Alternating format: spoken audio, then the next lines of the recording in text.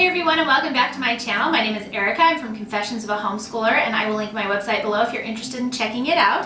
But I'm back today with another Tip Tuesday video, and this is part of my Homeschooling 101 series. Today we're going to be talking about procrastination in your homeschool. So, chances are, if you have been homeschooling for any length of time, you have probably found at least one child who maybe is a natural born procrastinator. This can be kind of bad on a couple levels. One, if you have more than one child, you might find that you're having to wait for that child to finish their work in order to move on to like group activities, which is usually the issue that we have. If you have only one child, then it's a problem of taking forever to get schoolwork done. And, we all have lives to live and things to do with our household, and we certainly don't want to be doing school, from 9 a.m. to 9 p.m. because we have kind of a dawdler type student. So I have a couple tips for you today on helping to motivate your children not to procrastinate. But before we start that, I do want to just take a minute to talk about why they are procrastinating. And this is something you're going to want to think about. So it's either one of two things.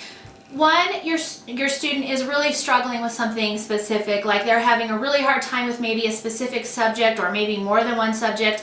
And if that is the case, they're probably trying to avoid doing that subject, and so that is the reason for their procrastination. And that is kind of a whole nother ball game. What we're talking about today is kids who are procrastinating just because they don't feel like doing school, not necessarily because they're struggling with it, but because they're home and they're feeling like their rules maybe are more flexible, and they can just get up and go to the bathroom or get a drink or sharpen a pencil or look out the window or whatever it is. Homeschooling is kind of, it's easy to foster that kind of behavior because we're not under quite a strict and stringent, time frame as like a normal traditional school would be.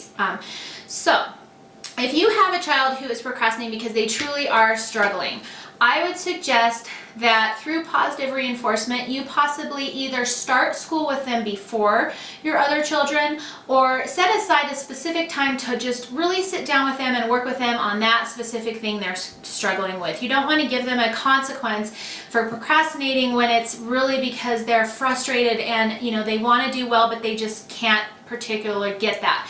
In that case, you might want to look at trying a different curriculum, or like I said, if you have multiple children, you might want to just take that subject, set it aside for later when all of the homeschooling stress is done, kind of out of the room, and you can just sit down one-on-one with that student and help them really work through it and understand until they get it. So that's kind of like one, thing. I don't want to give consequences or anything like that for a student who is really just struggling with the material. That's like a whole nother reason.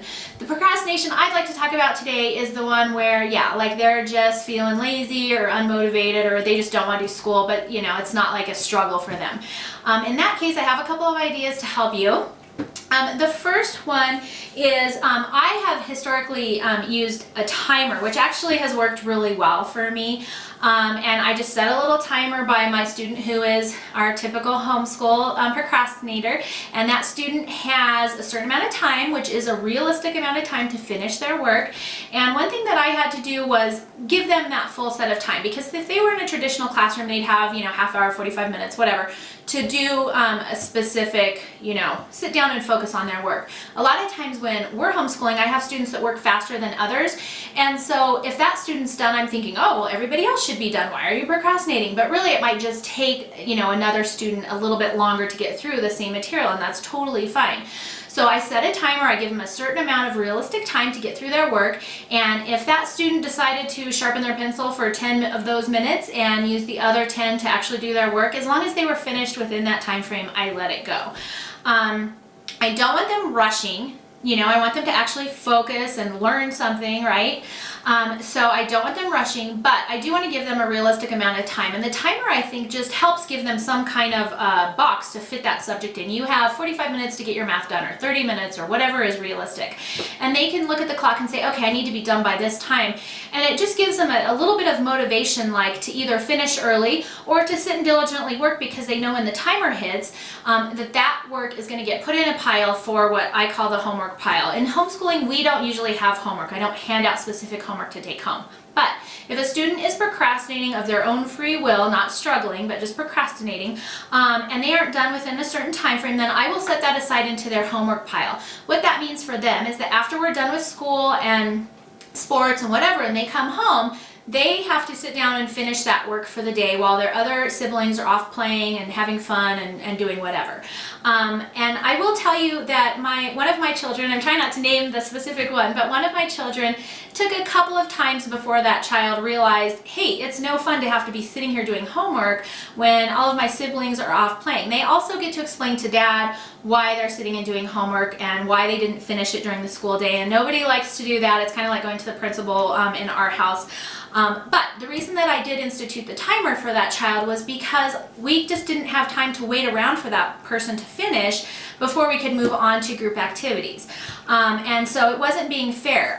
The other thing is I just want to teach them to be respectful. When you're procrastinating, you know, you're wasting my time. My teaching hours are from about 8 to 3-ish. I certainly don't want to be sitting in my schoolroom having to work with a child, like I said, unless they're really struggling and need that one-on-one attention. Because they were, you know, screwing around all morning, like looking out the window and sharpening pencils or whatever it is. So that's wasting my time and not being respectful towards my time. And it's wasting their siblings' time because they're all waiting for that person to finish and that kind of thing. So just being respectful and working diligently, those are some of our classroom rules. If you saw that video, you know, just kind of helps to outline what my expectations are. And the timer helps to kind of give your student some kind of, you know, like more tangible thing to work within. The other thing that I have done before as well is used headphones. And I do have one of my students, it happens to be my procrastinator, who can get easily distracted. And so one thing that works really well is my husband, you know, hunts and that kind of thing. And so he has shooting headphones and they block out all of the noise. And you can also use like music headphones, I found, to just kind of minimize some of the distraction in the room, especially if you have multiple children. So if that's the case and they're having a hard time focusing, headphones work really well. The other thing you can use are those trifold display boards that you would use for like a science project, like a geography fair, any of those kind of things. And you can actually kind of, you know, partition off that child's learning area so they're not distracted by seeing everything else going on around them. So that's a great idea to help them focus. The other thing I've done before is actually moved that child into, like, say, my dining room where it's quiet. They're not allowed to leave that room and go wandering the house, but they can get away from all the noise in here, because with lots of kids working and we have birds and I'm teaching and things like that, it can be really distracting. And so that has also helped them just focus and not procrastinate so much. Obviously, you're going to want to, you know, your children, you know if that would work. Some students that wouldn't work for, because if you tried to put them in another room, they would be like, yay, nobody's watching and I'm just going to go do whatever. So you need to obviously, you know, work that out for your family.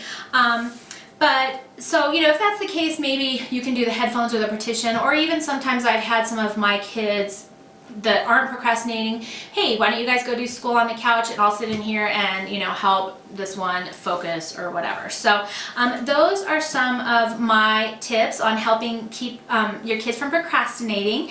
And the one last one I have is, like, if, you know, we do a lot of group subjects like science and geography and art and things like that.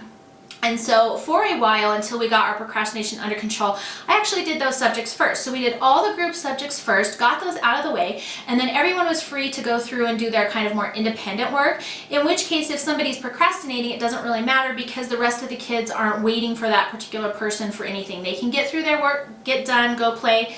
And again, that's just almost like a natural motivator, because that student will soon find that, wow, all my other siblings are off playing and having fun and I'm still in here doing work because I chose to, you know, procrastinate and just kind of, you know, waste my time. So those are my tips for stopping procrastination in your homeschool. If you have any good ideas, please make sure to comment below and share your information with other homeschoolers. This is also a great topic on my community, and you can find the link to that below in the information box as well. But my community is just an area where you can ask questions and get tips and help from other homeschooling moms. So if you have any questions like that, that's a great place to post it. And I hope you enjoyed this Tip Tuesday, and I will see you next time.